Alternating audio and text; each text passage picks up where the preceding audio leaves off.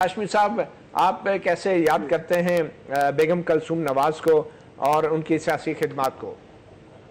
دیکھیے، مجھے وہ میری بہن تھی اور بہن کی طرح ساری عمر گزاری، اور لیکن جب ان کے یہ پرویز مشرف کا دور آیا، اس سے پہلے خاتون اول رہی تھی، وہ 2 دفعہ بہت ڈگنیفائڈ طریقے سے انہوں نے وہ وقت گزارا۔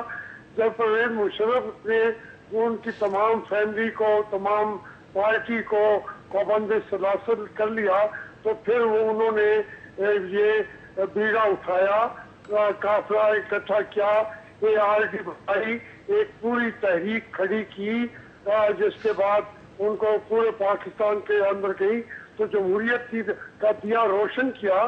نواز رسول اللہ نے کہا تھا کہ ایسی گفتگو، ایسی زبان، ایسا لٹریچر آج کے سیاستدانوں میں کوئی پیش ہی نہیں کر سکتا۔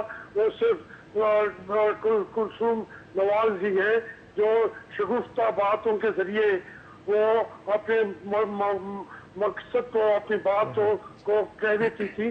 وہ بڑی ہمت کے ساتھ اور صبر اور حوصلے کے ساتھ اسے اپنی فیملی کو بھی اکٹھا رکھا، پھر اپنے بڑوں کا ان کا احترام بھی رکھا اور پارٹی کو بھی کھڑا کیا۔